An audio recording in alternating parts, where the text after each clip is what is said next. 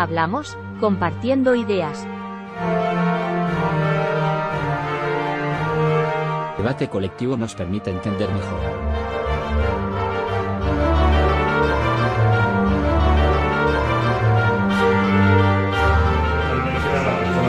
Primera vez nos acompañáis en los actos del Encuentro Democrático de Linares. Somos una asociación bastante reciente, nos preocupa el tema de la cultura, pero además el tema de la democracia, y tenemos una página web donde podéis ver cuáles son las actividades que hoy organizamos como asociación. Y esta hoy es el último acto de esta temporada, diríamos. Ya cerramos Chiringuito y nos volveremos en septiembre de nuevo. Y cerramos con un homenaje a uno de los poetas más importantes de nuestro país, como Antonio Machado, en su 150 aniversario de su nacimiento. Para ello contamos con la colaboración de Ana, porque Ana Moreno es profesora de literatura y fue ella además la que propuso el tema. Nos pareció muy interesante y muy interesante también como cierre de las actividades colectivas que hacemos también periódicamente. Como hay personas que los vemos aquí por primera vez, sí queremos informar de que hay una página web que se llama así, Encuentro Democrático de Linares, por si queréis entrar. Y también Valentín, que es el alma de la asociación, ha puesto un listado allí en la mesa de entrada para que si queréis dejar vuestros datos, si queréis tener noticias, queréis entrar en contacto con la asociación, pues podéis dejar allí vuestros datos de móvil o de correo electrónico y os metemos en nuestra base de datos para que tengáis siempre comunicación y noticias de lo que hacemos aquí. Y por último, hay una hucha que veréis aquí, una hucha de apoyo, porque los datos de papelería, los datos de este tipo de historias, pues colaboramos con lo que cada uno puede. Y los trabajos. Los trabajos también. Entonces, sin más, vamos a empezar. Ana Moreno es la que tiene la palabra. Sí.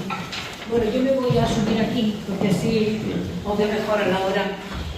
Lo que pasa es que me vaya a perdonar que me pongo unas gafas de sol. No es lo que es adecuado y lo que a mí me gustaría, pero se me han olvidado las otras gafas en casa. Así que me pondré estas porque si no, pues casi como que no veo. Pero bueno, desde aquí trataré de verlo a todos y a todas. Porque mirad, yo he escrito un texto que lo voy a leer y después quiero que vayamos insertando los poemas que hemos preparado en ese texto. Entonces lo vamos a hacer de la siguiente manera. Mirad, os pido, yo voy a decir, fulanito, poema 1. Solo que digáis, que leáis el tema y por favor, que yo sé que lo vamos a hacer todo y todo muy bien, pero que no aplaudamos ni nada, aunque lo vamos a hacer perfectamente. Digo, para no perder el hilo, por una parte, y el otro objetivo es que como esta es la Asociación Encuentro Democrático de Linares, pues una de las características de esta asociación y de todos los actos que hacemos es que haya tiempo suficiente para que después la gente pueda intervenir, pueda hacer su reflexión, pueda hacer su aportación, etcétera. Entonces, por eso digo que la forma de llevar el trabajo pues va a ser de esa manera. Yo empiezo a leerlo y os voy dando, como digo, entrada a los que vaya a leer.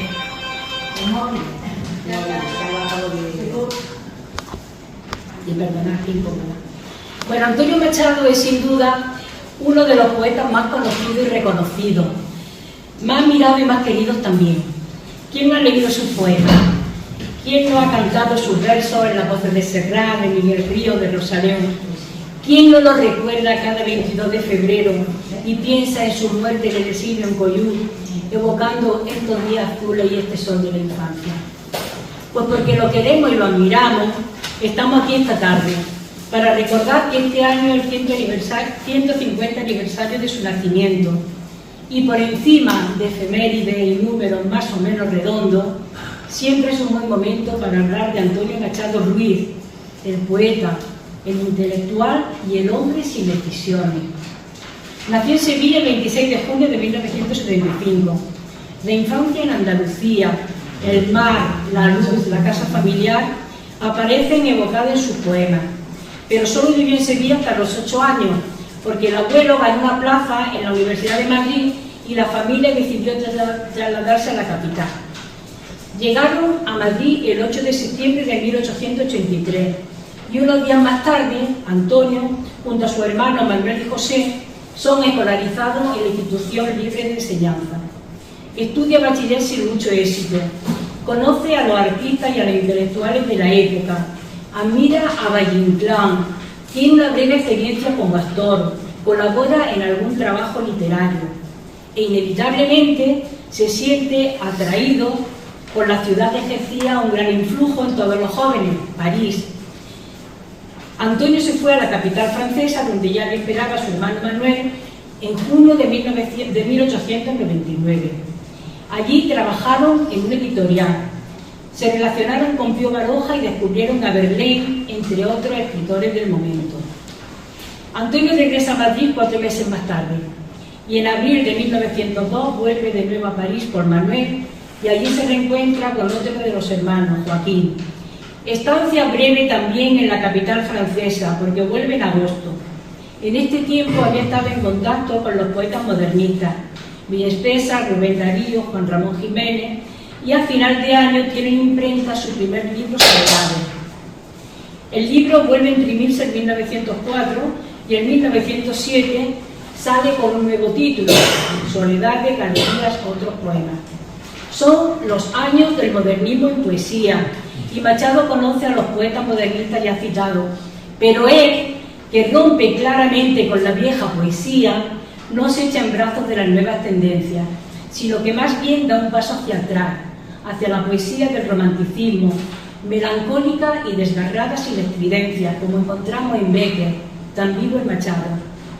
Cito: la poesía de Becker, tan clara y transparente, donde todo parece escrito para ser entendido, tiene su encanto, sin embargo, al margen de la lógica. Es palabra en el tiempo psíquico irreversible, en el cual nada se infiere ni se deduce. Recordemos hoy a Gustavo Adolfo, el de las rimas pobres, la sonancia indefinida y los 4 verbos por cada adjetivo definidor. Alguien ha dicho con indudable acierto: Becker, un acordeón tocado por un ángel, conforme, el ángel de la verdadera poesía. Poesía intimista trata de poner la lírica dentro del tiempo y de tocar los universales del sentimiento. Su poesía nunca es poesía de evasión, ni siquiera cuando sueña, porque siempre habla de la realidad, aunque sea una realidad soñada. Y en este poema, con ecos de una poeta del romanticismo, pero ese poema lo va a leer en carne en cuanto llegue. Habla del tiempo y de la muerte, pero siempre lo referencia aquí y ahora. Poema 2, Antonio Castro. Daba el reloj las 12 y eran 12 golpes de azada en tierra. Mi hora, grité. El silencio me respondió: no temas. Tú no verás caer la última gota, que en la crecida tiembla. Dormirás muchas horas todavía sobre la orilla vieja y encontrarás una mañana pura amarrada tu barca a otra ribera.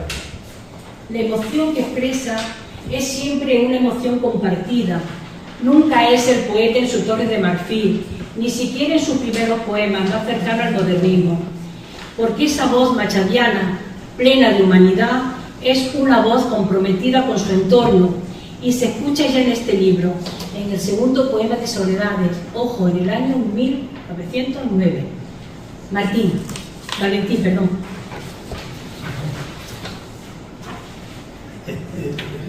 Es muy difícil para mí leeros esto bien, porque es una canción de Serrat y no, es imposible competir.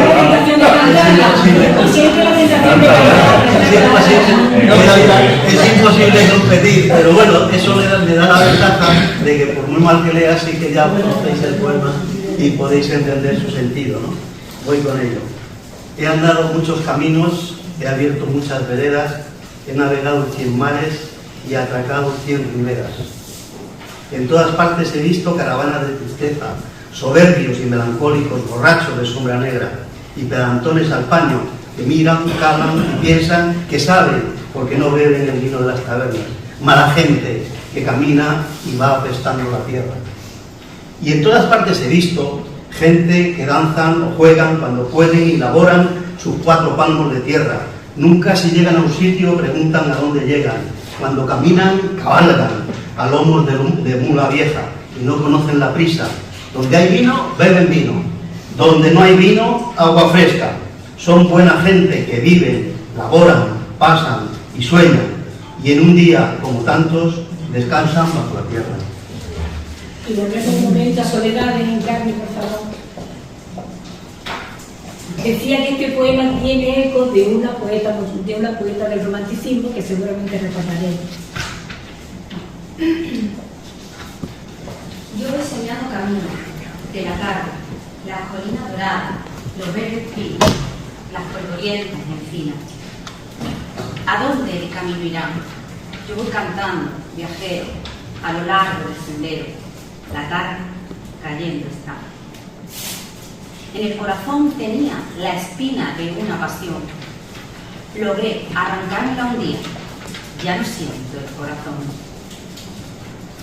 Y todo el campo, un momento, se queda mudo y sombrío, meditando. Suena el viento en los álamos del río. La tarde más se oscurece y el camino que serpea y débilmente blanquea se enturbia y desaparece. Mi cantar vuelve a plañir, aguda espina dorada. ¿Quién te pudiera sentir en el corazón clavado? Sí, no sé si recordáis un poema de Rosalía de Castro que dice, estaba escrito en gallego y decía en la traducción: una vez tuve un clavo clavado en el corazón y ya no recuerdo si era aquel clavo de oro, de hierro o de amor. Digo que recuerda este poema. Parece claro que aunque Antonio Machado admire a Rubén Darío, a su hermano Manuel y a otros modernistas, él expresa desde muy joven distintas inquietudes, distintas formas de concebir la poesía, porque de lo que se trata en su trayectoria poética y humana es de profundizar en el mundo que les rodea, de comprender que el poeta no está solo, sino que se debe a una comunidad. Oímos sus palabras. El sentimiento no es una creación del sujeto individual, una elaboración cordial del yo con materiales del mundo externo. Hay siempre en él una colaboración del tú, es decir, de otros sujetos. No se puede llegar a esta simple fórmula: mi corazón, enfrente del paisaje, produce el sentimiento. Una vez producido, por medio del lenguaje, lo comunico a mi prójimo. No. Mi corazón, enfrente del paisaje, apenas sería capaz de sentir el terror cósmico, porque aún este sentimiento elemental necesita, para producirse, la congoja de otros corazones enterheridos en medio de la naturaleza no comprendida. Mi sentimiento ante el mundo exterior, que aquí llamo paisaje, no surge sin una atmósfera cordial. Mi sentimiento no es en suma exclusivamente mío, sino más bien nuestro. Sin salir de mí mismo, noto que en mi sentir vibran otros sentires, aunque su voz sea para mí la voz mejor timbrada. Que lo sea también para los demás, este es el problema de la expresión lírica. Y un segundo problema: para expresar mi sentir tengo el lenguaje, pero el lenguaje es ya mucho menos mío que mi sentimiento. Por de pronto he tenido que adquirirlo, aprenderlo de los demás. Digo que este pensamiento de Machado, que escribe en un texto titulado Problemas de la lírica, del 1 de mayo de 1917, aparecerá desarrollado en el año 1931, cuando prepare su discurso de ingreso en la Real Academia, nunca pronunciado, y también aparece en el diálogo entre Juan de Meirelles y Jorge Meneses, lo que demuestra que la convicción profunda de Machado es interpretar el estado emotivo de un grupo humano inserto en un tiempo concreto, en unas contradicciones históricas. Después de publicar Soledad de Galería, otros poemas, se incorpora a una plaza de profesor de lengua en Soria y empieza el curso académico en septiembre de 1907. Allí conoce no solo el paisaje, las montañas, las fuentes del Duero, la ciudad de Castilla, sino el alma castellana, y conoce también a Leonor, su esposa, a quien amó y cuidó con entrega y ternura. Con ella hizo un tercer viaje a París, para ampliar su conocimiento de francés y asistir a un curso de filosofía con Henri Bergson. Partieron en diciembre de 1910 y allí vivieron una de las etapas más felices de su vida. Pero Leonor enfermó en el verano siguiente y volvieron a Soria, donde murió el 1 de agosto de 1912, unos meses después de la publicación de Campos de Castilla, a finales de abril. Campos de Castilla empieza con el poema Retrato, imprescindible, aunque lo hayamos leído 1000 veces, y que describe al hombre que es entonces y al hombre que será. Virgilia. 4:1. Mi infancia son recuerdos de un patio de Sevilla y un huerto claro donde madura el limonero. Mi juventud, 20 años en tierras de Castilla. Mi historia, algunos casos que recordar no quiero. Ni un seductor mañana, ni un bradomín he sido. Ya conocéis mi torpe aliño indumentario, mas recibí la flecha que me asignó Cupido, y amé cuanto ellas pueden tener de hospitalario. Hay en mis venas gotas de sangre jacobina, pero mi verso brota de manantial sereno. Y más que un hombre al uso que sabe su doctrina, soy, en el buen sentido de la palabra, bueno. Adoro la hermosura y la moderna estética corté las viejas rosas del huerto de Rosa, mas no amo los afeites de la actual cosmética, ni soy un ave de esas de nuevo trinar. Román. Desdeño las romanzas de los tenores huecos y el coro de los grillos que cantan en la luna. A distinguir me paro las voces de los ecos y escucho solamente entre las voces una. ¿Soy clásico o romántico? No sé. Dejar quisiera mi verso como deja el capitán su espada, famosa por la mano dirige la blandiera, no por el recto oficio del forjador preciado. Converso con el hombre que siempre va conmigo, que no habla, solo espera a hablar a Dios un día. Mi soliloquio es plática con ese buen amigo que me enseñó el secreto de la filantropía. Y al cabo, nada os debo. Debéisme cuando he escrito. A mi trabajo acudo, con mi dinero pago el traje que me cubre y la mansión que habito, el pan que me alimenta y el lecho de llave. Y cuando llegue el día del último viaje y esté a partir la nave que nunca ha de tornar, me encontraréis a bordo, ligero de equipaje, casi desnudo, como los hijos de la madre. La crítica habla de esta obra como una expresión de las inquietudes sociales de la generación del 98 en oposición al modernismo. Lo vemos en la idea de España, pero no olvidemos que esa idea estaba ya en soledad. El poema 5, Martínez. Un personaje que se completa con otro. Con Don Guido. El pasado es Figaro. Este hombre del casino provinciano que vio a Carancha recibir un día tiene mustio bastén, el pelo cano, ojos velados por melancolía bajo el bigote gris, labios de estío y una triste expresión que no es tristeza, sino algo más y menos, el vacío. Del mundo en la oquedad de su cabeza, aún luce de Corinto terciopelo, chaqueta y pantalón abotinado, y un cordobés color de caramelo, pálido y torneado. 3 veces heredó, 3 ha perdido al monte su caudal, 2 ha enviudado, solo se anima ante el azar prohibido sobre el verde tapete retirado, o el evocar la tarde de un torero, la suerte de un taúd, o si alguna cuenta la hazaña de un gallardo bandolero, o la proeza de un matón sangriento. Bosteza de políticas banales, dicterio el gobierno reaccionario y augura que vendrán los liberales, cual toro de cigüeña del campanario.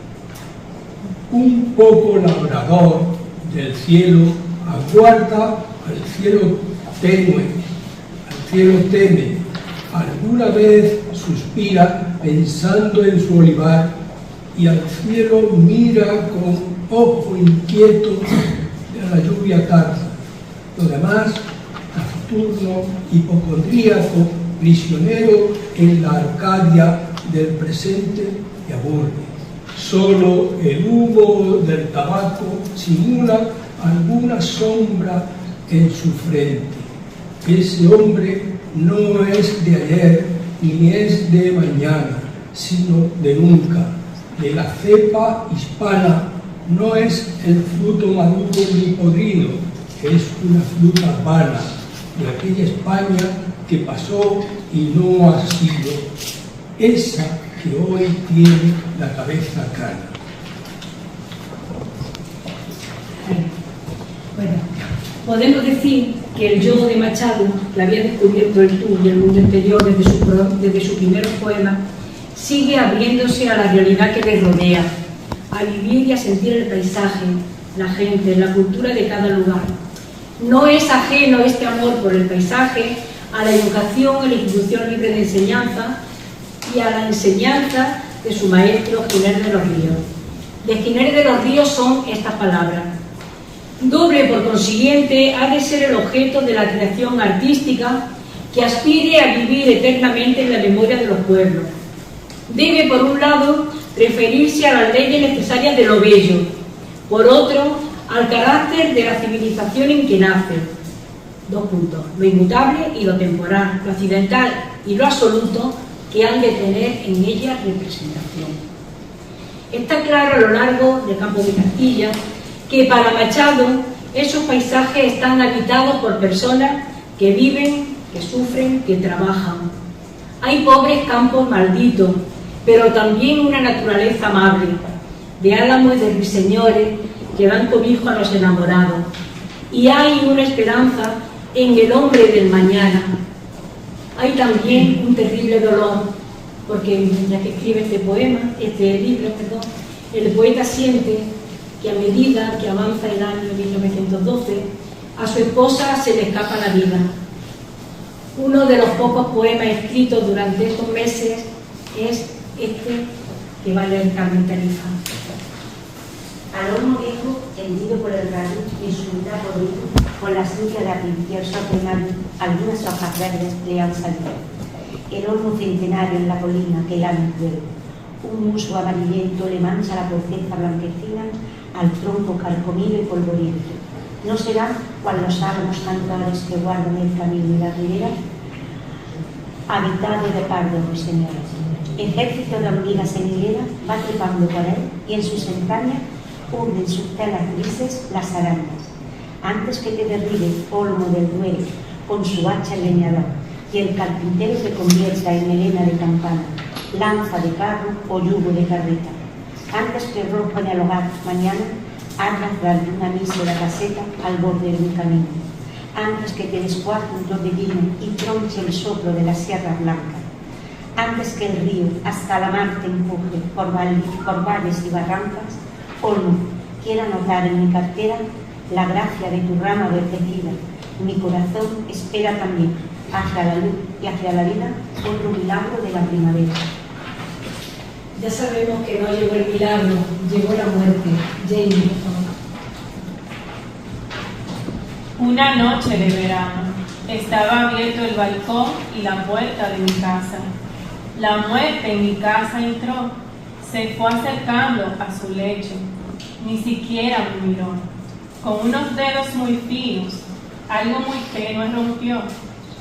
Silenciosa y sin mirarme, la muerte otra vez pasó delante de mí. ¿Qué has hecho? La muerte no respondió. Mi niña quedó tranquila, dolido mi corazón. Ay, lo que la muerte ha roto era un hilo entre los dos. En una carta a Unamuno le dice: la muerte de mi mujer dejó mi espíritu desgarrado. Mi mujer era una criatura angelical, cegada por la muerte cruelmente. Yo tenía adoración por ella, pero sobre el amor está la piedad. Yo hubiera preferido 1000 veces morirme a verla morir. Hubiera dado 1000 veces mi vida por la suya. Y en otra carta dirigida a Juan Ramón Jiménez, dice algo que dice mucho de la personalidad de Machado, del ser y del hacer para los demás. Cuando pegué a mi mujer pensé pegarme un tiro. El éxito de mi libro me salvó, el campo de Castilla hemos dicho, y no por vanidad, que no sabe Dios, sino porque pensé que quiero defender a la España que surge del mar muerto, de la España inerte y abrumadora que amenaza a negarlo todo. En esta breve línea encontramos el pensamiento de Machado sobre el amor, la piedad, y sobre el dolor y la desesperación, la entrega a un quehacer colectivo. Pero sería demasiado dolor permanecer en Soria. Una semana después de la muerte de Leonor, Machado se va a Madrid y pide el traslado a la primera vacante que se produzca. Así como llega a Baeza y toma posesión de la cátedra de lengua francesa el 1 de noviembre de 1912 para dar clase en el Instituto General y Técnico. Es un joven profesor de 37 años, pero se muestra triste y envejecido, descuidado en el vestir, se ayuda de un bastón para sus largos paseos. Encuentra en Baeza una ciudad conservadora, más pendiente de la Semana Santa que del acontecer histórico. Pero a partir de 1914 se produce un desarrollo sorprendente en la conciencia de clase y de pronto en Baeza, como en todo sitio, el paro es el tema en la rebotica, en el casino de artesanos y en el propio instituto. El poeta sabe que debe actuar y lo expresa así: el trabajo ha de ser acto, la palabra de ir creando la acción y unirse con la de los demás, construyendo en el territorio en que trabajan los demás, uniendo los pensamientos en una idea plural. Y este es el compromiso que expresa en una carta a Unamuno. No debemos crearnos un mundo aparte en que gozar fantástica y egoístamente de la contemplación de nosotros mismos. No debemos huir de la vida para forjarnos una vida mejor que sea estéril para los demás. Lucho por una fe que no tenemos. La verdad que condena el presente es importante, más que la prudencia que salva lo actual a costa de lo venidero. El derecho del pueblo a la conciencia es importante. Combato a la Iglesia Católica. Amo la conciencia, que es anterior al alfabeto y al pan. Es entonces cuando piensa en la posibilidad de crear otras voces y concibe a su apócrifo Juan de Ribera y Abel Martín, que nos proporcionarán en años siguientes tantas páginas de ética y poética. En Baeza le sorprende la muerte del maestro el 21 de febrero de 1915 y escribe su elegía a don Francisco Inés de los Ríos. Juan. Como se fue el maestro, la luz de esta mañana me dijo: van 3 días que mi hermano Francisco no trabaja. ¿Murió? Solo sabemos que se nos fue por una senda clara, diciéndonos: hacedme un duelo de labores y esperanzas. Sed buenos y no más. Sed lo que he sido entre vosotros, alma. Vivid, la vida sigue. Los muertos mueren y las sombras pasan. Lleva quien deja y vive el que ha vivido.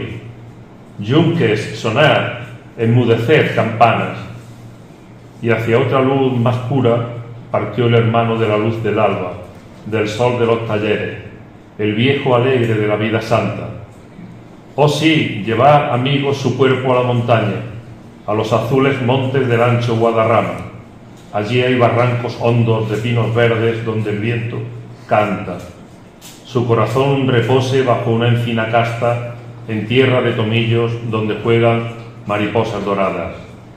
Allí el maestro un día soñaba un nuevo florecer de España.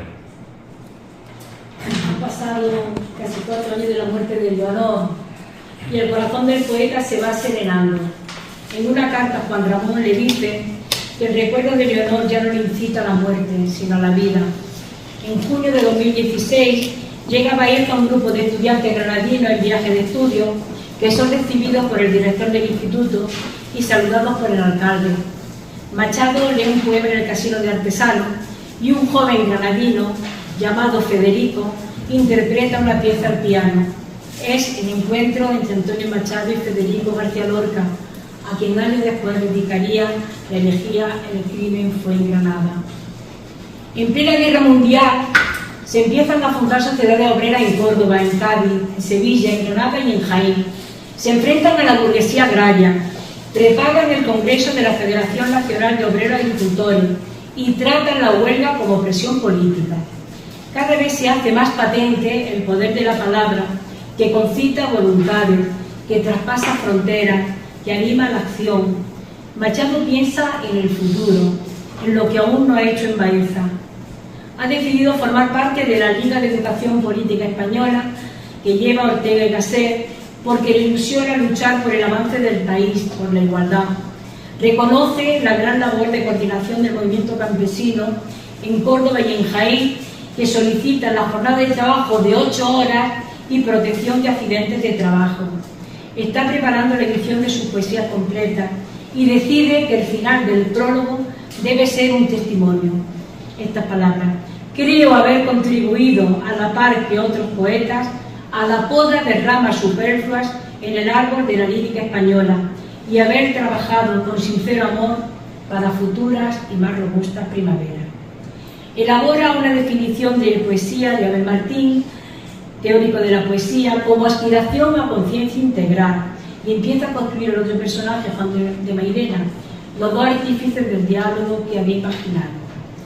Estamos en el año 1917, el año de la Revolución Rusa. Los periódicos hablan de la primera huelga general revolucionaria de mineros, fundidores, tranviarios, panaderos y campesinos que consiguen mejoras en sus condiciones de trabajo, la jornada de 8 horas, el aumento del 50% de las horas extraordinarias, un fondo para los huelguistas más necesitados. Los obreros, animados por la Revolución Rusa, empiezan a movilizarse por la libertad y la igualdad. Participan en política, se declaran partidarios de la Tercera Internacional. En Baeza editan un periódico que lleva por título El hombre libre. Recuerda el poeta sus palabras cuando hablaba de la necesidad de la conciencia anterior al alfabeto y al pan. Antonio Machado mira hacia afuera y se mira hacia adentro. Piensa que la experiencia de Baeza está llegando a su fin, pero deja constancia en su poesía. Juan. Viejo olivo sediento, bajo el claro sol del día, olivares polvorientos del campo de Andalucía. El campo andaluz, peinado por el sol canicular, de loma en loma tallado de olivar y de olivar. Son las tierras soleadas, anchas lomas, dueñas sierras de olivares de camada. 1000 senderos, con sus machos ahumados de capacho, van cañanes y arrieros. De la venta del camino a la puerta soplan vino, trabucaires pandureros, olivares y olivares, de loma en loma prendidos, cual bordados alamares. Olivares coloridos de una tarde anaranjada, olivares reruñidos bajo la luna reflectada, olivares centellados en las tardes cenicientas, bajo los cielos preñados de tormentas. Maitri. Olivares, tiosos velos eneros de aguacero, los agostos de agua al pie, los vientos primaverales, vuestras flores racimadas, y las lluvias otoñales, vuestras olivas moradas. Olivar por 100 caminos, tus olivitas irán caminando a 100 molinos. Ya darán trabajo en las alquerías a gañanes y braceros. Oh, buenas fuentes sombrías bajo los anchos sombreros. Olivar y olivareros, bosque y raza, campo y plaza. De los fieles al terruño y al arado y al molino, de los que muestran el puño al destino. Los benditos labradores, los bandidos caballeros, los señores devotos y matuteros, ciudades y caseríos en la margen de los ríos, en los pliegues de la sierra. Venga Dios a los hogares y a las almas de esta tierra de olivares y olivares. Pero no solo habla Machado del trabajo de los hombres, también habla de las mujeres, encerradas detrás de las rejas y condenadas siempre a esperar. Virginia. Oh, enjauladitas hembras hispanas, desde que os ponen el traje largo, cuán nadie espera, qué tedio amargo para vosotras, entre las rejas de las ventanas, en estas morunas ciudades viejas de estas celosas urbes gitanas. Desde esta ciudad de Baeza, en la que ha vivido en los últimos años, piensa en otras ciudades, Soria, Madrid, Cuenca, quizás Segovia. Empieza a despedirse en su corazón de Baeza, pero se lleva el recuerdo de lo que ha vivido, de su gente y de su paisaje, que aparecerán en el segundo libro de Nuevas Canciones. De nuevo el olivo de Jaén y esta estrofa de su poema Apuntes, Virginia. Desde mi ventana, campo de Baeza la luna clara, montes de Cazorla, Aznaitín y Mágina, de luna y de piedra también los cachorros de Sierra Morena. 1, 2, sí, todo, vale, es que es 2, 4, vale, perdón. Sobre el olivar se vio la lechuza volar y volar. Campo, campo, campo, entre los olivos los cortijos blancos, y la encina negra a medio camino de V de Baeza.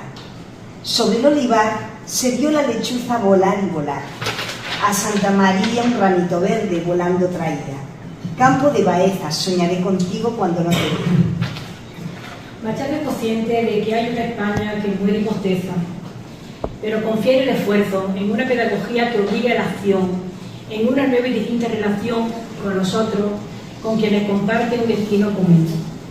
En abril de 1919 escribe el prólogo para la segunda edición de Soledad de Galería y Poemas y dice así: amo mucho más la edad que se avecina y a los poetas que han de surgir cuando una tarea común apasione las almas. Cierto que la guerra no crea ideas nuevas, no puede la idea brotar de los puños, pero ¿quién duda que el árbol humano comienza a renovarse por la raíz y de que una nueva oleada de vida camina hacia la luz? Los defensores de una economía social definitivamente rota seguirán echando sus viejas cuentas y soñarán con toda suerte de restauraciones.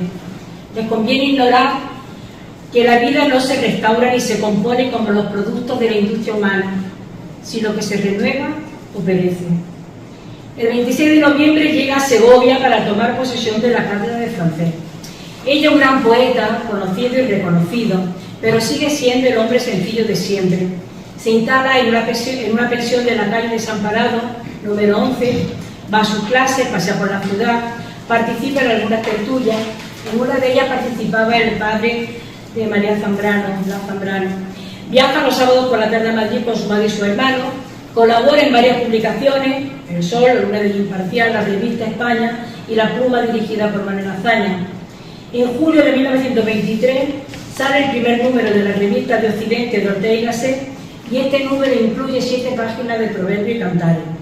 Cuando va a Madrid frecuenta otras tertulias literarias y sigue escribiendo poesía, meditando y tomando notas para su Juan de Mairena.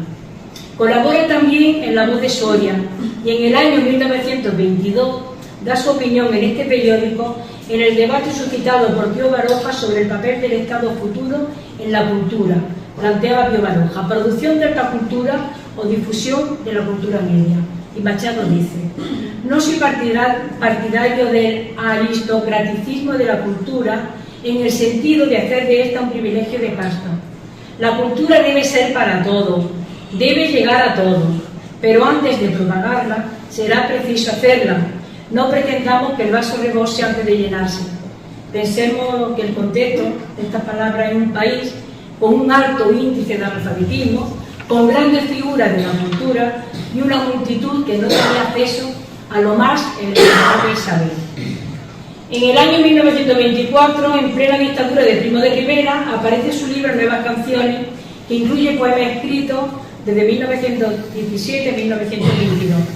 En este libro se advierte con más claridad, junto a su faceta de poeta, la de pensador, la de intelectual buscador de la verdad, en diálogo consigo mismo y con el otro, antidogmático a ultranza, irónico a veces, traspasado siempre por el amor a su semejante y convencido de que la sentimentalidad es una emoción compartida. Así aparece en el diálogo entre Juan de Mairena y Jorge Meneses. La poesía lírica Se engendra siempre en la zona central de nuestra psique, que es la del sentimiento. Pero el sentimiento ha de tener tanto de individual como de genérico, porque no existe un corazón en general que sienta por todo, sino que cada hombre lleva el suyo y siente con él. Todo sentimiento se orienta hacia valores universales que pretenden serlo, porque lo que a usted le pasa en el rincón de su sentir, que empieza a no ser comunicable, acabará por no ser nada. Una nueva poesía supone una nueva sentimentalidad, y esta a su vez nuevos valores. Lo poético pertenece a las emociones y se percibe por la intuición. La sentimentalidad no es lo mismo que la sensibilidad, porque supone una escala de valores. Es compartir unas emociones, un sentimiento colectivo, y solo alcanza su plena realización en el momento histórico. Aquí dice otra vez, poesía es palabra y vertiente. Fueron estos también, como ya he dicho, los años en los que escribió el cancionero apócrifo de Abel Martín. Machado había conocido el amor con su esposa, un gran amor que le arrebató la muerte y lo sumió en un largo duelo.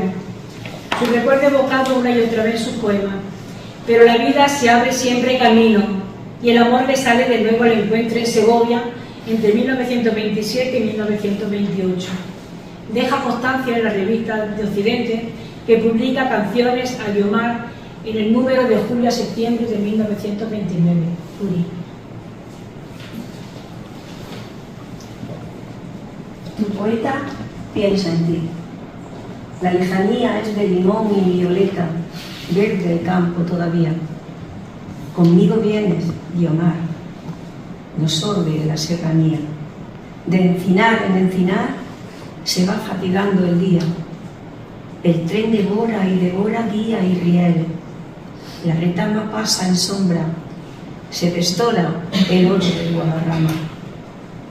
Porque una diosa y su amante huyen juntos, jadeante los sigue la luna llena. El tren se esconde y resuena dentro de un monte gigante, campos yermos, cielo alto. Tras los montes de granito y otros montes de basalto, ya es la mar y el infinito. Juntos vamos, libres somos. Aunque el dios, como en el cuento fiero rey, cabalgue a lomos del mejor corcel del viento, aunque nos jure violento su venganza, aunque ensille el pensamiento, libre amor, nadie lo alcanza. Hoy te escribo en mi celda de viajero, a la hora de una cita imaginaria. Rompe el iris al aire el aguacero y al monte su tristeza planetaria. Sol y campanas en la vieja torre. Oh tarde viva y quieta, que opuso el pantarrey su nada corre. Tarde niña que amaba a su poeta. Y día adolescente, ojos claros y músculos morenos, cuando pensaste amor junto a la fuente, besar tus labios y apresar sus senos.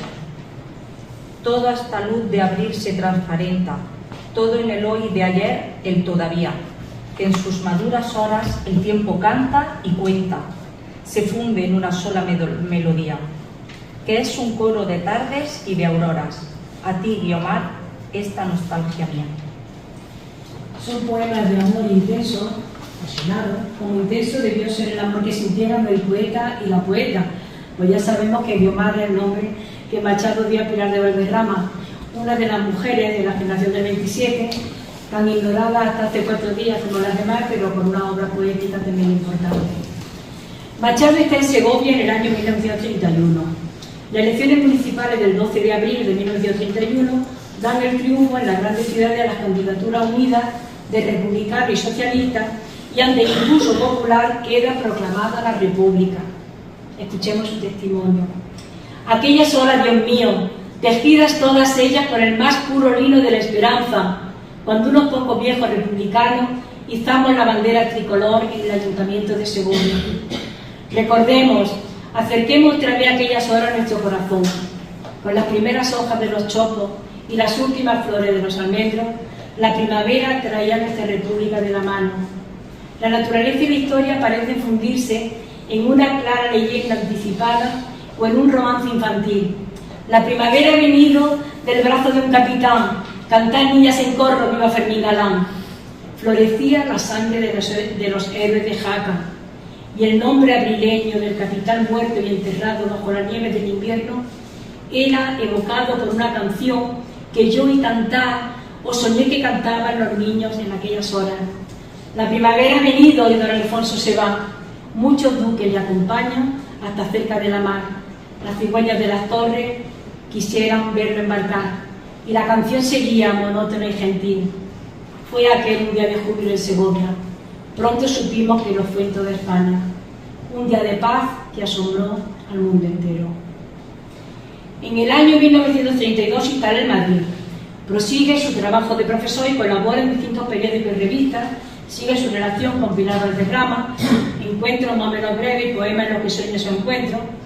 El prestigio de Machado como pensador y como poeta crecía constantemente por su compromiso con el pueblo, su magisterio con los poetas más jóvenes, su sencillez y su profundo humanismo. Alberti cuenta que le pidió una colaboración para la revista Octubre, que llevaban, como sabéis, María Teresa León, en 1984, y el poeta le sorprendió con un artículo titulado sobre una ética comunista que pudiera venir de Rusia. Lo que Machado llama, no, sobre una lírica comunista que pudiera venir de Rusia. Lo que Machado llama lírica comunista es lírica de comunión cordial entre seres humanos. Machado no era marxista, no estuvo afiliado a ningún partido político, pero sí valoraba las transformaciones sociales y la dignificación del trabajo, y por eso añade al final de este artículo que le dedicó Rafael Alberti: con todo de cuanto se hace hoy en el mundo, lo más grande es el trabajo de Rusia, porque Rusia trabaja para emancipar a los hombres, a todos los hombres, de cuanto es servidumbre del trabajo. El 19 de noviembre de 1934 aparece por primera vez en el Diario de Madrid el profesor apócrifo Juan de Mairena, que se trasladó a otro periódico, El Sol, el 17 de noviembre de 1935, hasta que estos artículos se convirtieron en un libro en 1936. Juan de Mairena, Sentencias, Donaire y Apuntes de un profesor apócrifo de Antonio Machado. En palabras de Machado, Juan de Mairena, un filósofo amable, un poco poeta y un poco escéptico, que tiene para todas las debilidades humanas una benévola sonrisa de comprensión e inteligencia. Le gusta combatir el no de la moda en todas las materias. Mira las cosas con su criterio librepensador, un poco influenciado por su época de fines del siglo pasado, habla del siglo XIX, lo cual no obsta para que ese juicio de hace 20 o 30 años pueda seguir siendo completamente actual dentro de otros 30 años. Yo creo que así, y muchos años más. Recordemos algunas de sus palabras. La política, señores, dice Mairena, es una actividad importantísima. Yo no aconsejaré nunca el apoliticismo, sino en último término el desdeño de la política mala que hacen trepadores y cucañistas, sin otro propósito que el de obtener ganancias y colocar parientes. Vosotros debéis hacer política, aunque otra cosa pretenda, los que pretenden hacerla sin vosotros y naturalmente contra vosotros. Tiene una discreta participación en la vida pública, pero su compromiso es firme y manifiesto. Se relaciona con el organismo de intelectuales por la defensa de la cultura. Forma parte del Comité Español de la Unión Universal por la Paz y colabora en el patronato de las misiones pedagógicas. En la primavera de 1936, además de Juan de Mairena, aparece otra edición de su poesía completa. El golpe de Estado del general Franco le sorprende en Madrid, y Machado sigue poniendo su poesía, como siempre, al servicio de sus convicciones profundas, al lado del pueblo y del gobierno democrático de la República, del gobierno del Frente Popular. Sigue escribiendo poesía, animando la defensa de Madrid. Ahora. Madrid, Madrid, qué bien tu nombre suena, rompeolas de toda la España. La tierra se desgarra, el cielo truena, tú sonríes con plomo en las entrañas. Con el dolor por la muerte de Federico García Lorca, escribe la elegía El crimen fue en Granada, que aparece por primera vez en el semanario Ayuda del Socorro Rojo Internacional. Está fechada en Madrid el 17 de octubre de 1936.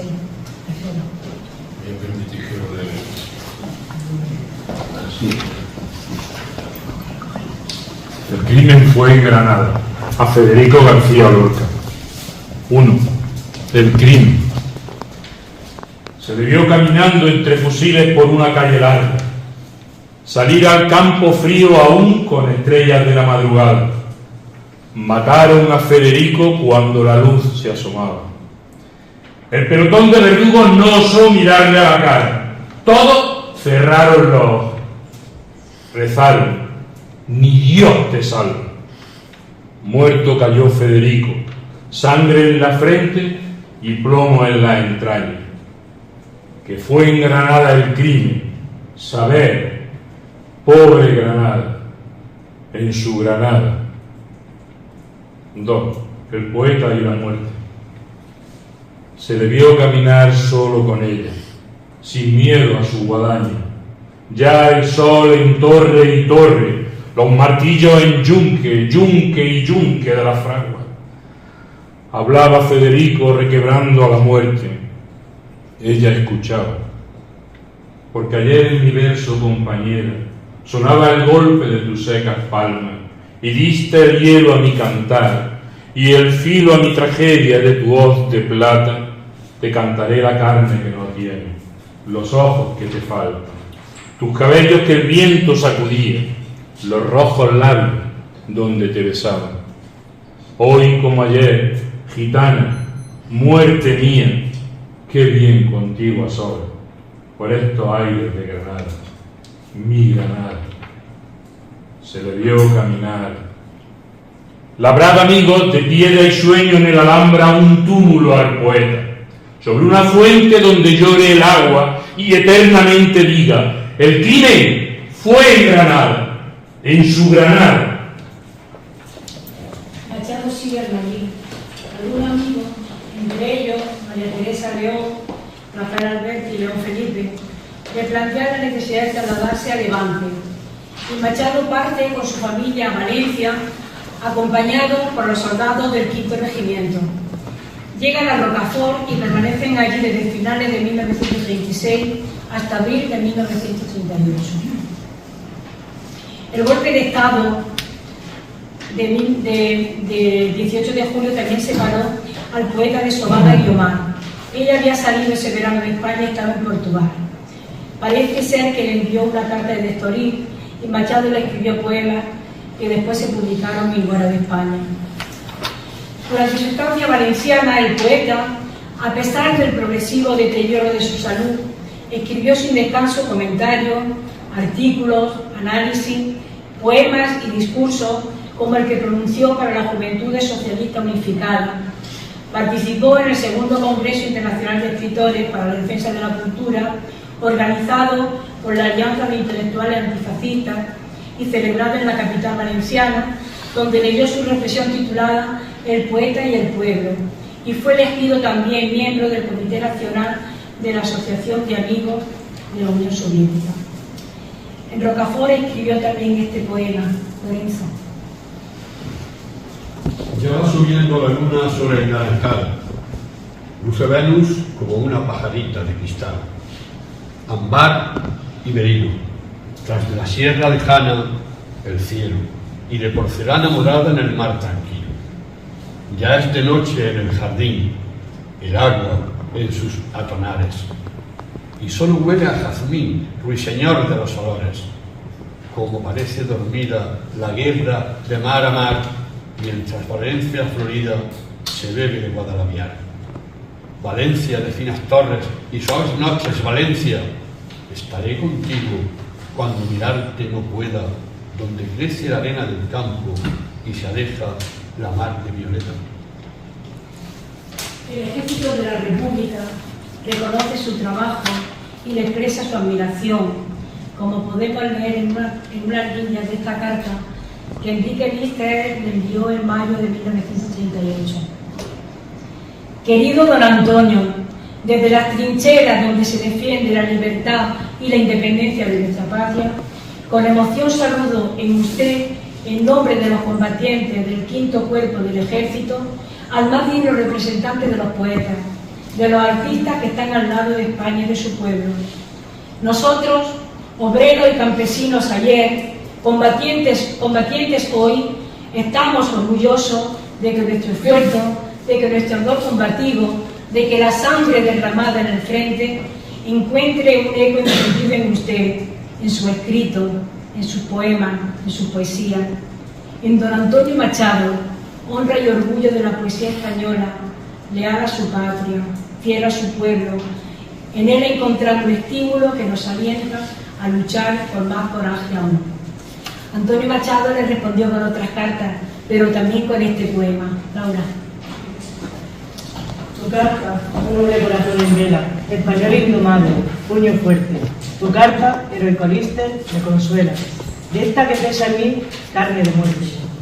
Fraguares en tu carta me han llegado, de lucha santa sobre el campo ibero. También mi corazón ha despertado entre olores de pólvora y romero, donde anuncia Marina Caracola que llega el Ebro, y en la peña fría donde brota esa rúbrica española. De monte a mar, esta palabra mía. Si mi pluma valiera tu pistola de capitán, contento moriría. A finales de mayo, Antonio Machado y su familia se trasladaron a Barcelona y allí estuvieron hasta los primeros días de 1939. Barcelona fue bombardeada durante el año 1938, quizá antes de que llegara Antonio Machado. Pero uno de los poemas que publicó ese año en la revista Hora de España es precisamente La muerte del niño herido, que recuerda muy mucho otro poema que escribió un poeta que estuvo aquí en la provincia de Jaén durante la Guerra Civil, y se llama Pedro García, en el bombardeo que tuvo lugar por la aviación de los golpistas el 1 de abril de 1937. Era también un poema sobre un niño herido, el niño herido de Machado. Isa.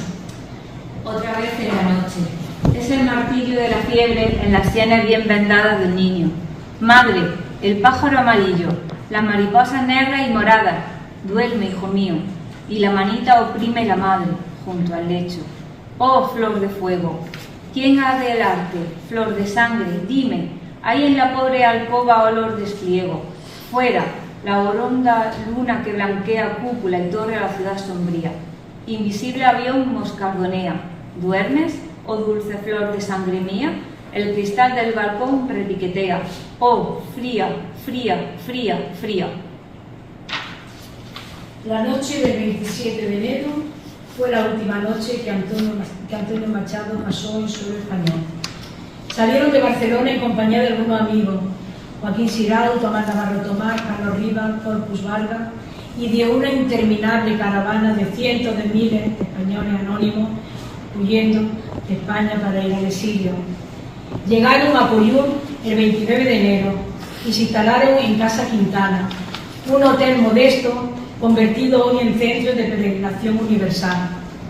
Corpus Valga le hizo las últimas fotos que conocemos, muy quebrantada su salud, y él es quien recuerda sus últimos días en Coyún, incluida la carta que Machado escribió a Bergamín, José Bergamín, en la que hablaba de poder resistir en Francia hasta encontrar recursos para vivir en ella de mi trabajo literario o trasladarme a la URSS, donde encontraría amplia y favorable acogida.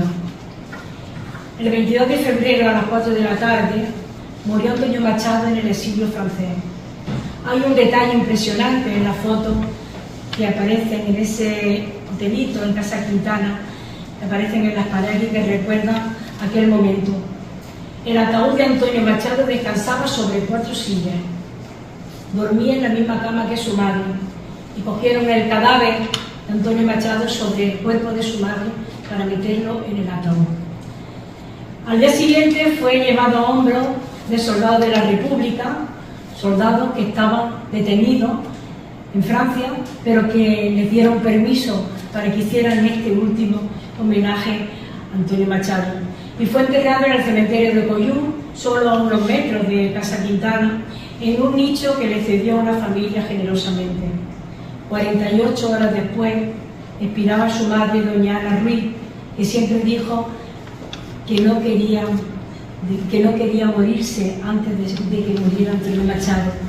Sus últimos versos fueron estos días azules y este sol de la infancia. Fue el último viaje que hizo Antonio Machado, ligero de equipaje, como ya hemos oído en Retrato, el poema que inicia Campos de Castilla. Pero sabemos que Machado no se fue, está vivo en su vida y en su obra, y por eso esta tarde estamos aquí, para honrar su memoria desde el corazón y desde la palabra. Tengo que decir, antes de que empiece el debate, tenemos todavía casi una hora, 50 minutos casi, que bueno, que hemos preparado esto con mucho cariño, tanto a las personas que hemos leído como yo misma, y que agradecemos pues, a todos los que estamos aquí y que hemos pasado un buen rato. Yo creo que sí, pero ahora seguimos con el debate.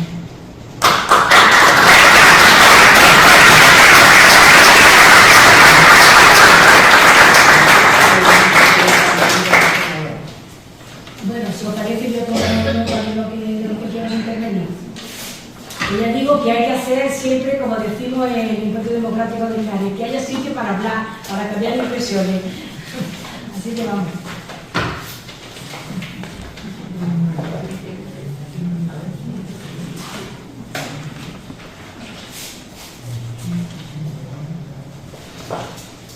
Si lo siento, parece más largo, ¿no?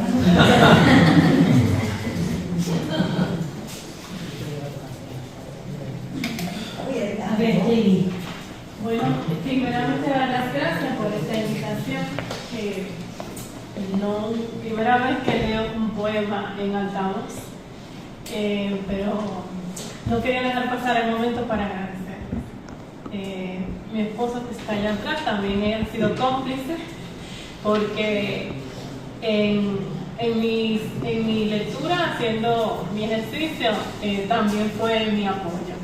Y nada, muchas gracias. Gracias a ti. Gracias a todas las personas que estamos aquí y que habéis leído. Claro. Yo conocí a Jamie porque ella además también escribe y además está en una asociación que conozco, y la verdad es que estamos encantados de que esté aquí, de que haya leído este poema. Claro que sí. Virginia, perdón. Bueno, voy a hablar sobre el poema que he leído, el número 10, porque demuestra la complicidad que había entre Antonio Machado y Federico García Lorca en cuanto a la situación de la mujer. Y a mí este trocito que he leído me trae los recuerdos de la casa de Bernarda Alba. Las mujeres enjauladitas, las hembras hispanas. Se habla que muchos hombres no las preñen, no las toquen, o incluso el hecho de que los lutos, el tema del luto que era tremendo en aquel entonces para las mujeres. Luego me ha gustado lo que habéis leído sobre Enrique Lister, porque eso a mí me trae el orgullo de decir que mi abuelo luchó codo con él en la batalla del Ebro, y de hecho hace muchos años en un documental que hubo sobre la guerra civil hubo unas imágenes de la batalla del Ebro y ahí estaba mi abuelo y a dormir. O sea que yo por todo me ha gustado mucho y gracias.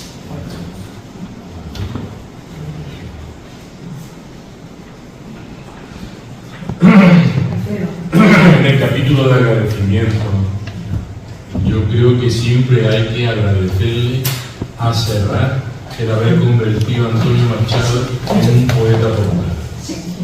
Hay que, por encima incluso de su creación, hay que recordar su labor como difusor de la poesía de Miguel Hernández, la de Antonio Machado, porque, bueno, al margen de que fuera un poeta conocido en su época, el franquismo se encargó de difundir una luz negra sobre estos escritores, y es la acción de gente como Paco Ibáñez, como Serrat, como era ya no me acuerdo de nada.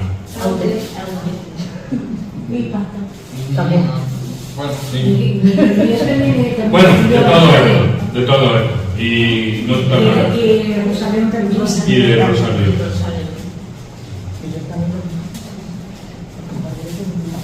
Bueno, Mike. Ah, sí. Calixto Sánchez, mucha gente. No, si era eso nada más. Sí, manifestáis el agradecimiento. Sí, bueno, yo es que creo que efectivamente cuando Serrat hizo este disco, que era al final de los años 60, pues yo recuerdo que estaba en el colegio, aquí precisamente en Linares, en la presentación, y era muy pronto, en aquella época todavía había una censura feroz, pero yo creo que hay algunos autores, y Antonio Machado en su poesía es que era casi imposible. Otros autores es verdad que lo censuraron más, pero bueno, en lo que es la poesía, por supuesto le aligeraron de toda su carga de político, de compromiso, ideológico, en fin, le aligeraron de esa carga. Pero es que en esos años, un poco antes, todavía estaba prohibido editar en España Juan de Mairena, por ejemplo. O sea que Juan de Mairena es un libro que se editó, como he dicho antes, en el 36, y después se editó en Buenos Aires varias veces, pero aquí en España, hasta que la editorial Espasacarte, que lo editó por primera vez, lo recuperó de la censura, pues pasaron bastantes años. Pero la poesía, y es verdad que todos aprendimos más de Machado y todos hemos repetido y hemos cantado lo primero que yo decía al principio. ¿Quién no ha cantado los cantares de Machado en la voz de Serrat? Es que es verdad que Serrat hizo un trabajo en ese sentido muy importante para difundir, divulgar la poesía. Y después ya más en la transición, pues ya era Paco Ibáñez, que ya con Paco Ibáñez pues ya aprendimos, pues ya era a la calle Callejora de Celaya, Blas de Otero, y Miguel Hernández también antes con Javi. Claro, León Felipe, pero sí, pero en esos años, que todavía creo que era el año 70, el trabajo que hizo Joan Manuel Serrat fue encomiable para dar a conocer a este poeta. Ese proceso ha sufrido un camino inverso, la saeta. La saeta la populariza Serrat y la despopulariza la Semana Santa. Porque se queda como una música de Semana Santa. Entonces yo os invito a hacer una acción poético-militante y decirle a todos los músicos de la Semana Santa, oye, esto parte de un poema en el que Antonio Machado expresa su posición acerca del Cristo que estáis matando. Y él no está de acuerdo con ese Cristo al que matáis todos los años. Recordad la letra, no eres tú mi cantar. Yo no puedo cantar ni puedo a ese señor del madero, sino al que anduvo en la mar. Otro, no es eso lo que estáis representando, ¿no? Lo estáis destrozando, señor. Claro, le puso saeta y ya está. Creo que hay una cosa importante.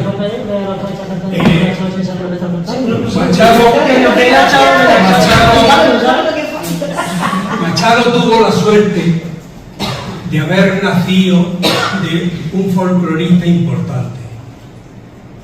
Ese Demófilo, que era Antonio Machado Álvarez, estuvo trabajando, hasta casi que cayó enfermo, en la recuperación de toda la poesía popular. En toda la poesía popular, en esa se envuelve completamente Machado, y defiende la Semana Santa como la fiesta del pueblo, e incluso dice el Cristo de los gitanos, y la revuelve de manera positiva, con un sentido de clase, para revolverse con... y en todo eso hay una lucha permanente con Don Guido, el personaje que es paralelo al que hemos leído, el señorito, que precisamente utiliza solamente el folclore para desprestigiar todo lo que es del pueblo. Ese, incluso se ha dicho, y yo creo que Machado ha sido inmortal y superó incluso a la dictadura. Machado fue por sí mismo nombrado y luchado porque la misma dictadura, Pemán y Senios, Eugenio Dor, lucharon permanentemente para que el hermano Manuel fuera el Machado que quedaba en la parte de la derecha. Machado, el gran poeta, no se perdió nunca, fue el referente completo de la generación del 50. Ese no se ha perdido y ha pervivido. Es también desde hace mucho tiempo la referencia. Incluso lo fue tanto que la generación del 50 republicano tuvo un acuerdo, un acercamiento con la poesía, la generación del 50 interna. Incluso Dionisio Riluejo, un falangista que terminó en la guerra, en la URSS, en su revuelta, en su reconversión, tiene a Machado como líder. Entonces, afortunadamente, en fin, yo he estado ojeando muchas cosas de lo que ha pasado, y es muy interesante también un libro que hay en la relación entre Manuel y Antonio Machado. Sí, bueno, ya al final de su vida, cuando estaba en Rocafort, y le hicieron una entrevista y le preguntaron precisamente por su hermano. Él quería a su hermano, evidentemente. El periodista que le preguntó, que lo dijo, bueno, pues que esto es cosa de la guerra nos separa. Y es verdad que y ahora en este año del centenario, pues también en muchos sitios pues se está hablando, Manuel, Antonio, cada uno siguió una vida muy distinta. Yo lo que Machado es verdad que él era hijo de un folclorista, de Demófilo, pero es que además era nieto de un generacionista, de un krausista, que fue catedrático de Sevilla, que se fueron a Madrid y que tiró de la familia, que era Antonio Machado Núñez. Y en fin, que él venía de una familia ilustrada, de una familia que no era lo mismo tampoco que algunos otros componentes de la generación del 98 que tenían una extracción distinta, o compañeros, pero bueno, que de la generación del 98 y de Machado pues también se habla ya mucho, y yo creo que aunque esa idea de España la tiene desde el principio, y muchas de la generación del 98 pues tuvieron un momento en el que coincidieron, pero después cada uno siguió un camino muy distinto. Pero lo de la saeta y todo esto, yo creo que Machado tenía un sentimiento religioso arraigado. También aparece muchas veces Juan de Mairena, pero no ese sentimiento de la muerte, que se ve en algunas cofradías y en algunas procesiones, sino que él era un dios de vida. Y eso es lo que él intenta decir en la saeta, cuando dice, aparte ya del sentimiento popular o folclórico que pueda tener, pero yo creo que también expresa ese sentimiento de Dios de vida, no del Dios de muerte. Yo creo que en Soledades que yo he leído, efectivamente él antepone esos dos españoles, ¿no? Los españoles que se creen que saben porque no beben en las tabernas y que acaba diciendo que van apestando la tierra, mientras que habla de los personajes populares. O sea, ahí no beben vino, si no beben agua, y hace esa exaltación. Es decir, ya desde el principio veía clara esa dicotomía entre los señoritos y entre la vida popular, y evidentemente él apuesta por lo segundo, ¿no? Por la gente del pueblo, por la ciudadanía, etc. La verdad es que es terrible la guerra civil, la de personas con una valía, una honestidad terrible como Machado, pero como tantos otros, y todo eso lo arrasó. O sea, y hemos estado 50 años ¿qué hubiera sido de España si todo eso, y además, no solo en el mundo de la cultura, sino incluso en el mundo de la ciencia, ¿no? Que se tuvieron que ir infinidad de científicos de España y ponerse a trabajar en Francia, en México, etcétera. ¿Qué hubiera sido de España si aquello hubiera continuado? Estaríamos seguramente a la cabeza de Europa en muchas cosas, ¿no? Pero bueno, pues así fue, y lo que tenemos que intentar es que no vuelva a repetirse, ¿no? Que la cosa está, No sé, yo es que, bueno, a mí Machado me llega. No soy un gran lector de muchos poetas, pero sí me gusta poesía. Y lo que de él me resuena, y esta tarde más todavía, es el compromiso con el pueblo. Yo me voy a permitir que haga referencia a mi persona. Cuando seguramente Machado iba hacia Valencia y se llamaba Antonio como yo, con permiso Machado, y se iba ya para Mal, pues probablemente en ese batallón iba del que yo llevo el nombre. Yo llevo un nombre de un sargento de la República, maestro, Antonio. Mi padre luchó en la derecha porque lo cogió la derecha. Y mi tío, que era su cuñado de la izquierda. Estoy cruzado por la frontera y me identifico mucho con el Machado ese, porque en todos los días en todos los sitios que vas, pues en los momentos de que empezó a quitarse la dictadura y empezar el nuevo tiempo, pues yo iba a todos los mítines. ¿Os acordáis de los primeros mítines que hacían para las elecciones? Pues yo cogía un obrero, hay un pueblo, y enseguida te catalogan de hueles un poco a rojo, y te quitan la casa de maestros, y te defiende un abogado secretario del ayuntamiento invocando la Constitución primera.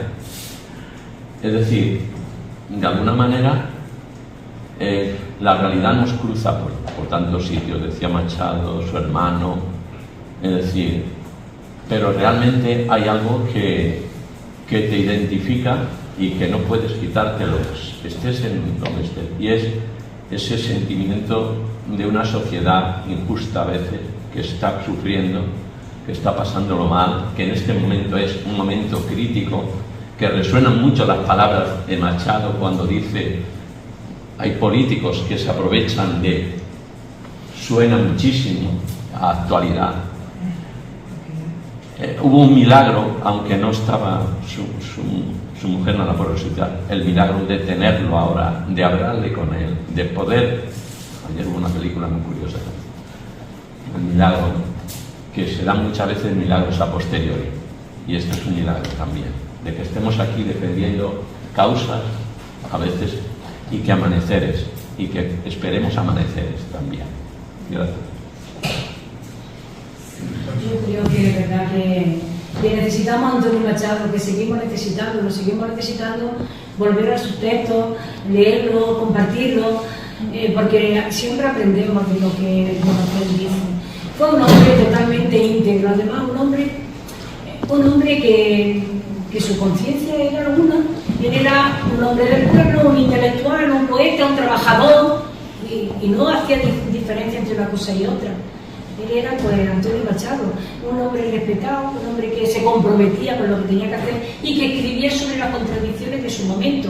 No era un poeta en la Torre de Marfil. De hecho, los poetas de la generación del 27, que primero pues, empezaron a sentir más magisterio de otros poetas, pues, de poetas modernistas, de Juan Ramón Jiménez, más de la poesía pura, pues llegó un momento en que empezaron a fijarse más en Antonio Machado, porque Antonio Machado es que el humanismo ha hecho poesía, es compartir, es el corazón. Cuando él habla de cordial, es que cordial es corazón, la palabra es cordial, en etimología es las cosas del corazón, y cuando habla de grupo, pues habla de la comunidad, y él siempre estuvo en esa tesitura.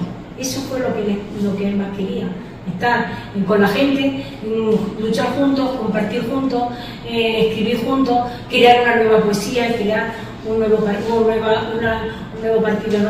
nueva sociedad en la que todo el mundo se sintiera bien. Y para eso no necesitaban estar en ningún partido, porque era un hombre abierto a cualquier idea, siempre que fuera por lo que el pueblo quería. Por eso él defendió hasta el último momento el Frente Popular y defendió la República, porque era lo que el pueblo había querido, lo que el pueblo había votado, esa alegría por la que habla de la proclamación de la República. ese humanismo y esa hondura de este poeta y de este intelectual. Bueno. Hay una cosilla que, perdona, que me acabo de acordar ahora mismo, que me ha encantado cuando ha insistido en el amor que le tenía a Leonor. Machado y Leonor sufrieron un acoso tremendo por la extrema derecha, incluso el mismo día de su boda en la puerta de la iglesia, porque lo acusaban de pederasta, de que estaba pervirtiendo a una niña, y no eran capaces de entender eso.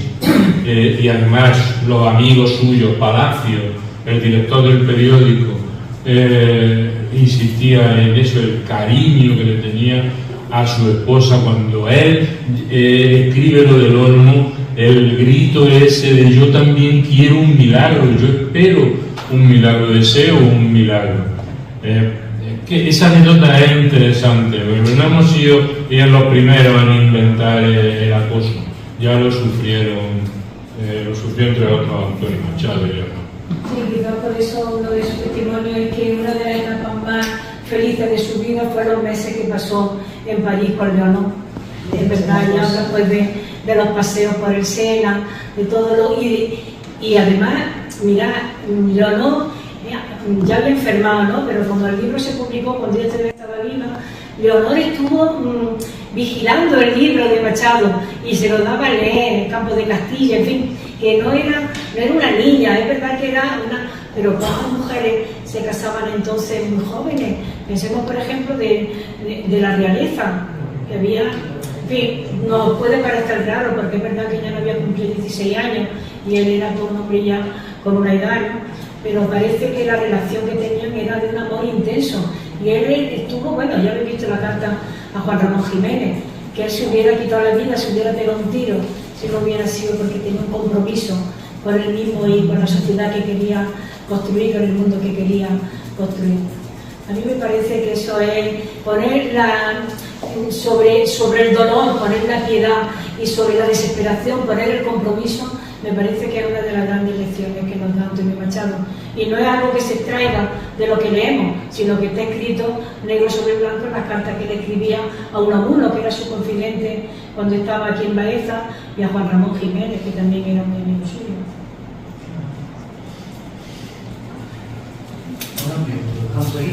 Pues ya está, vamos a dejarlo.